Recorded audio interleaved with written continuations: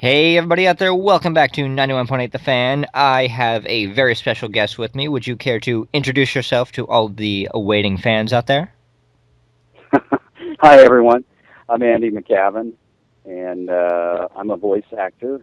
Been doing anime since probably 1998, somewhere around that area, 1997 or 1998. And I worked primarily for 80 Vision Films. Now they have, they've reorganized and they're going by a different name, but still do some anime occasionally. Um, but over the course of the years, I think I've done hundreds of them. Um, and unfortunately, I don't remember a lot of the names of them. So I found myself at an anime convention a couple of years ago at one of the things where they had everybody actors on the panel, and I was supposed to say what I'd done, and I couldn't remember anything. And then people from the audience started shouting out things. So you probably know better than I do, but yeah, I've been doing anime for a long time. And how exactly did you get started into that? Because I know back in like the early days, there was just like a few select people who knew close friends, and they all sort of got everything started together. Yeah, and I think that's the way. I never really heard the story of how 80 Vision got started at the very beginning, but I think it was probably exactly what you just stated. A couple of friends, thought, hey, let's just start translating these Japanese cartoons into English and see where it goes from there. And then 80 Vision at one point, and this isn't too long ago either, I mean, really 5, 6, 7 years ago, at one point I was told that it was the third largest producers of animated films in the United States after Disney and Pixar. So it's kind of amazing that they kind of met their demise so quickly. Um, Unfortunate. It was fun working as much as we did back in the heyday. But Yeah, I got my start. I'm in Houston, Texas, in that area anyway, and I got my start. Somebody told me about this company that was looking for voice actors, and I had moved to Houston in '92. This is probably before some of the people listening to this were born. Um, but I moved here in '92 to work with a theater company, and I had made my living for many years. You got to understand, I'm probably a grandpa in anime, but I made my living for many years as a professional actor. I worked on Broadway and did musicals primarily. So I moved to Houston to work with a company here that did musicals and Broadway workshops and stuff like that. So I went to an interview and an audition. I got hired by Matt Greenfield, one of the founders of 80 Vision, and it just took off from there. And after a while, I learned what I was doing, because all of us in the beginning were trying to figure out how to do this voice acting stuff, and just did it and did it until I got pretty competent at it and had a lot of fun. definitely. And being in the industry for as long as you have you've had the chance to see a lot of the big technology changes. What would you say has been the biggest advantage in terms of technology changes? Well, it has to. I mean, there's two things. One, going from tape to digital, that sped up the process incredibly. I mean, when we were still working with tape in the old days, that was kind of tedious. And the other thing is, the scripts used to be printed.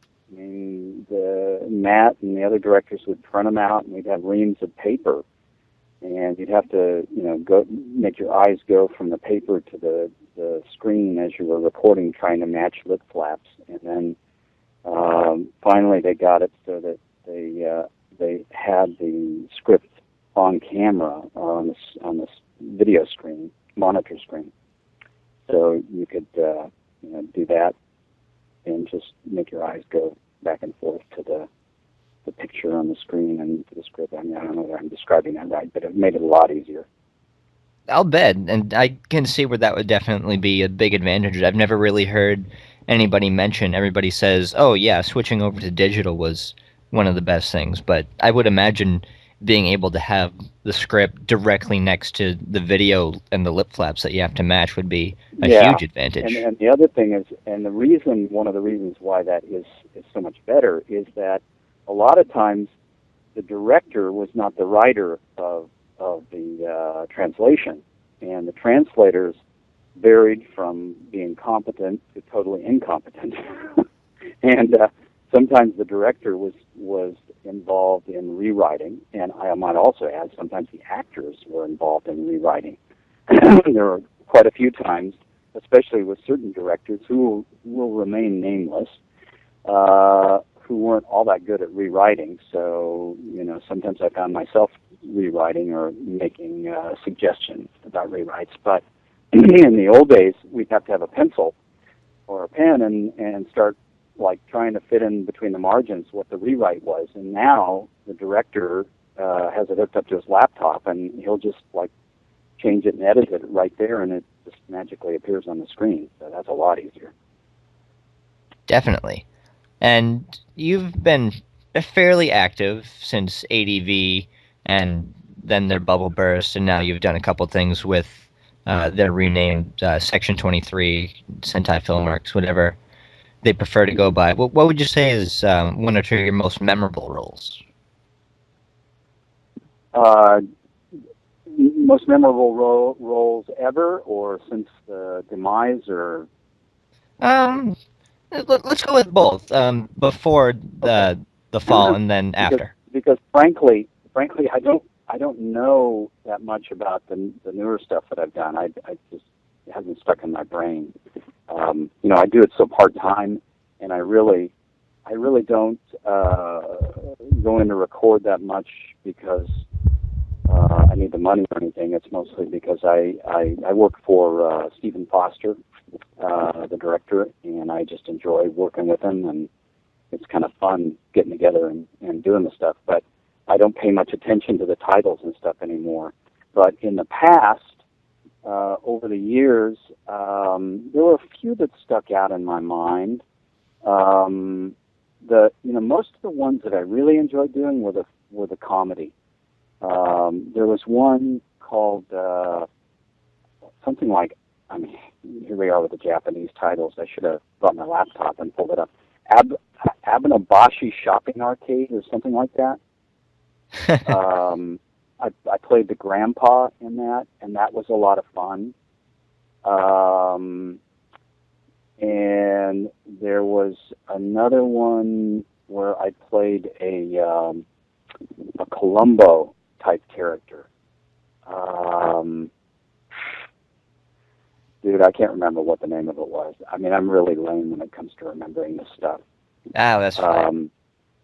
Yeah, I mean, one of the main things that I think made me a popular actor with the directors at AD Vision was that I'm a voice actor. I mean, I come from a musical comedy singing background, and I'm able to do things with my voice that I think is a challenge for many actors. And also, even though I was involved in musical comedy over the years, I was never a really great musician. I didn't come into it until I was almost an adult.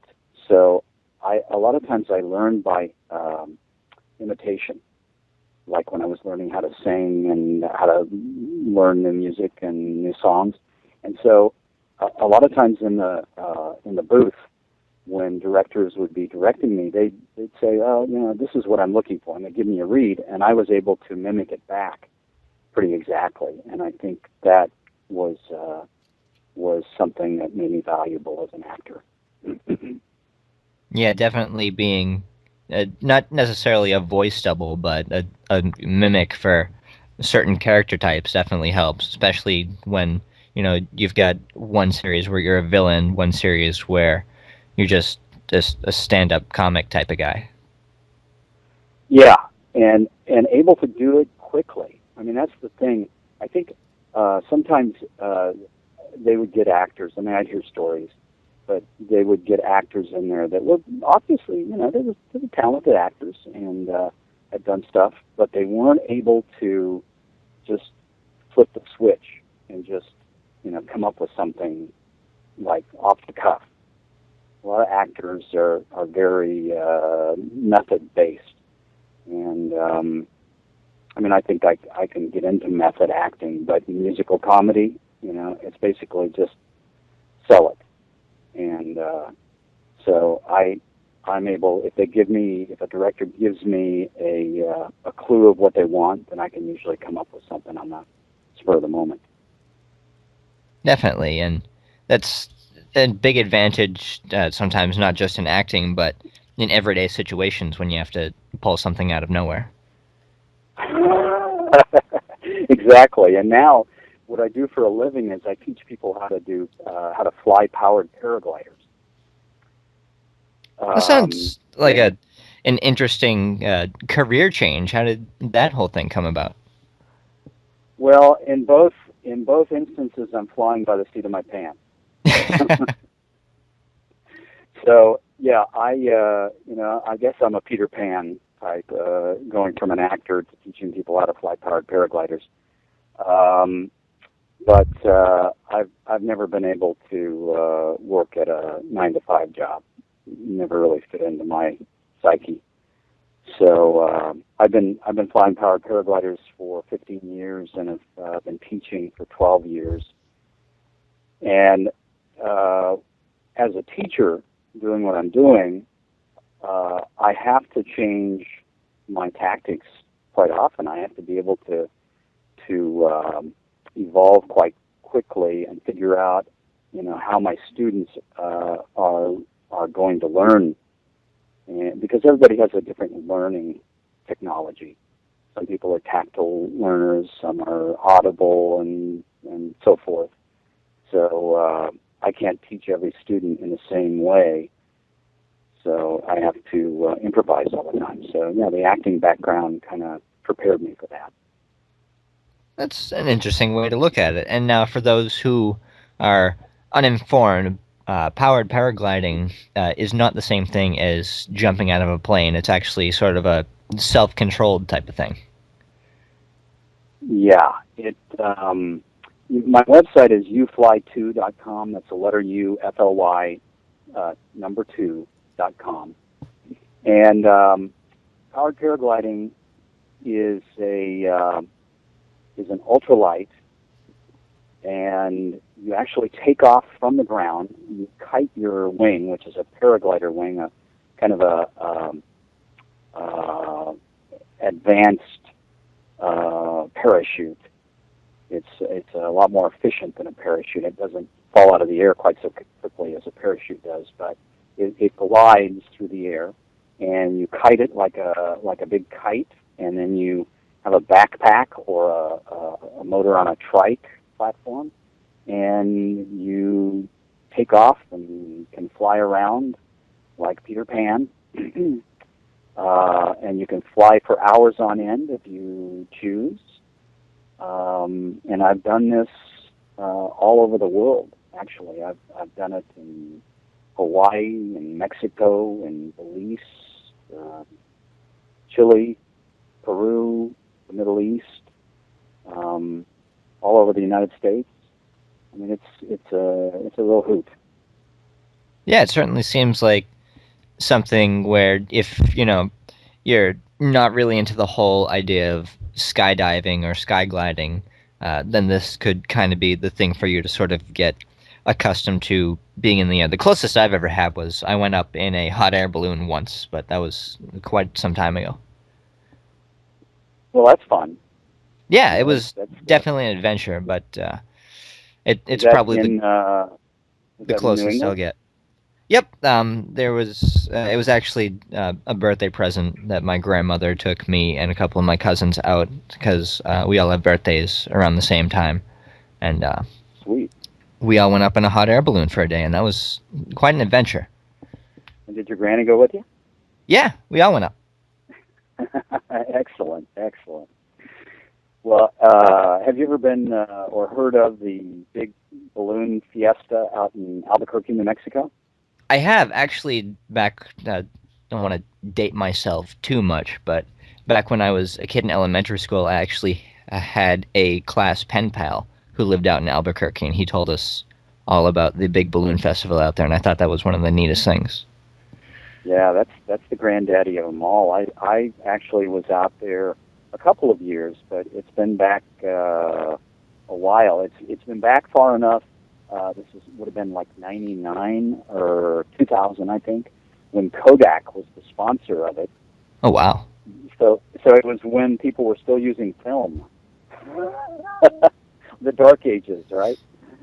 But there were like 500 balloons, these hot air balloons, in the air at the same time, and I was flying a powered paraglider at the time, so it was quite amazing to see them from the air.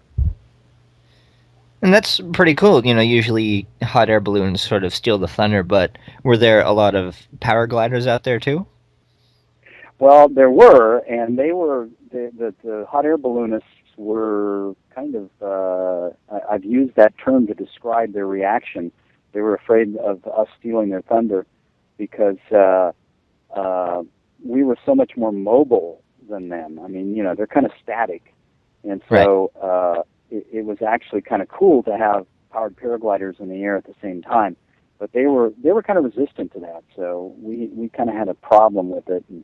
But a few of us were able to get around it and get up in the air at the same time, and it was an awesome experience. I would imagine that But a few paragliders would sort of add to the flair of the whole thing, make it a little more interesting, draw more of a crowd. yeah, make it much more of a picture Yeah. than just it added to it. But balloonists are kind of purists, and powered paragliders are a little on the noisy side. Not some of them are quieter than others, but they're not as quiet as balloons. And a lot, like I said, they're purists. So some of them railed at the fact that they're flying lawnmowers in the air. Flying It's lawnmowers. all good though. Flying is good. My email moniker is "Born to Fly." So that's what I do for a living, and that's what I've done most of my life. I just love to defy gravity. Yeah, that's always fun. It's one of the reasons that I enjoyed the thought of being in a hot air balloon as opposed to jumping out of a plane and skydiving, because that's not defying gravity. That's accepting gravity and completely buying into the thought, and then you have less gravity once you open the parachute, but you're still falling throughout the entire thing. Whereas stuff like hot air balloons and paragliding is you're actively fighting it. Yeah, yeah. Well, And one thing. I'm sorry. Go ahead. no, no, you go ahead. Okay. Well, one thing I'd like to bring the conversation back to anime, and one of the things that I would like to see happen with anime, because I think that it's gone through kind of a bump in the road, so to speak, Mhm. uh, since the heyday. And I may be out of touch with this, but I know there are a couple of things that led to uh, that bump in the road, amongst which were people copying things so that the profit margin was not as great for some of the companies. Also, some of the bigger companies, which will remain nameless, kind of jumped into it thinking they could exploit the market. Um, so all of those things led to kind of a little bit of a collapse. Sorry, I'm out. There's some noise in the background. We are near an Air Force base, so um, anyway, the other thing I think that happened with anime, let me roll up the window here, is that I think rather than quality, they focused on quantity. From what I understood, at one point, the anime was like 40% of the programming on Japanese television, I'd agree with and that. so I think the quality started kind of making an impact on the market too. and it would be nice to see some really quality writing come forth from the anime market. No, Some, I get what you're saying entirely. I mean, over the past couple of years with the whole, I think the big push for it again, for it to be maybe not quite as big as before the bubble burst, but definitely getting back up to where it's a big form of media. The quality has yeah. definitely gone up, but back before that bubble burst, it was a lot of stuff, and not all of it was as good as it could be. Well, a lot of it was just um, pretty adolescent, centered around violence and um, just. And there's nothing wrong with silliness. I mean, I Right. get pretty silly myself, but just sheer silliness for the part of silliness. Sometimes I remember as an actor just feeling like, God, I could have rewritten this, or I could have done, a much better job than this, and I'm not even really an actor or a writer. Um, so I think I think that's kind of the problem with Hollywood right now. There's just emphasis on pumping out stuff all the time, and not really focused on the quality issues. Um, my wife and I have been watching the PBS broadcast of Downton Abbey. Are you familiar with that? No, I'm not, unfortunately. Well, it's a British production. It's a mini series, and it's back in World War One. And it's one of the finest pieces of writing and production values and acting that I've ever seen.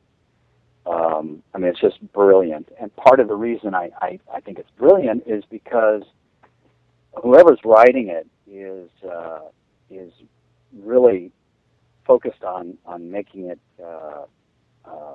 deep, and all the characters are well rounded and well scripted. Nobody is just black and white. And in anime, a lot of times everything is just black and white. It's just it's cartoonish, and that's okay. I mean, that's what how cartoons kind of were birthed. But I think that we're evolving to a point where that's not okay anymore, and we need to put depth into these creations. So I'm getting deep here. No, I definitely understand where you're coming from. And another thing that I've noticed personally is not just a lot of quantity, but sort of an oversaturation of specific genres. Like you just see the same type of story over and over again. Exactly, exactly. Um, and I know that comes from the writers and the producers just going, "What are we going to write about next?" And so Well, that they thing was instead good. of Let's copy that. yeah, yeah, instead of being original, they just copy stuff. That's been the modus operandi out of Hollywood for years, unfortunately, and that's why Yeah. I don't go to see movies that much anymore. Yeah, I'm the same way. I'm not a big fan of seeing sequel after sequel after remake after sequel. Yeah, yeah. I mean, there are some good things I'm excited that The Hobbit is going to be coming out. Yeah, That that's definitely good, and it's refreshing. Like there was a decent grace period between Lord of the Rings being done and over with, and now the hype can build back up for The Hobbit. yeah, yeah, absolutely. Definitely. But unfortunately, I believe we are nearing the end of our time together. But before we let you go, I believe we have one final thing to ask of you, which is the 91.8 The Fan tradition, if you are willing. Uh-oh, what is it? It's very simple. We just ask everybody who comes on the show if they'd be willing to do a radio bump for us. Certainly. We just ask everybody to say, "Hello, my name is." You insert your name. I do this. You can say you're a voice actor, whatever you want. It's completely up to you. And you're tuned into 91.8 The Fan. 91.8 The Fan? Yep, and the only catch is that we do it live on air for any bloopers. Okay. So when you're all set, we can go for a take one. Okay. Hey, everybody, this is Andy McAvin, and I am a anime voice actor, and I am, all right, already a blooper. What was I supposed to say after that? And you're tuned into 91.8 The Fan. You're tuned into. Okay. All right. Take two. All right, take two. Hey, everybody. This is Andy McAvin. I'm a voice actor, an anime voice actor, I might add. And you're tuned in to 89.7 The Fan? 91.8 The Fan. That's the first time I've heard The Fan. Yeah, the numbers tend to trip people up, but I think that's the first time I've heard a 7 thrown in there.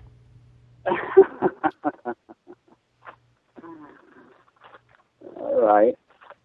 I should have grabbed a pen and cheated. Yeah, that's what a lot of people tend to do. But third time's the charm. 91.8. Right? Yep. Okay. You want to take three? Yeah, let's go for it. All right, everybody. This is Andy McAvin. I'm an anime voice actor, and you're tuned in to 91.8 The Fan. All right, there you go. Unfortunately, we can't pay you for your extra time, but thank you for taking the chance to come out here. You bet. It's been fun, and thanks for thinking of me. Definitely. And for anybody out there listening, if you missed any part of this interview, shame on you. But don't fret, because it will be up on our website in the next couple days, so keep your eyes peeled to 91.8 The Fan. Everything you want and nothing you don't.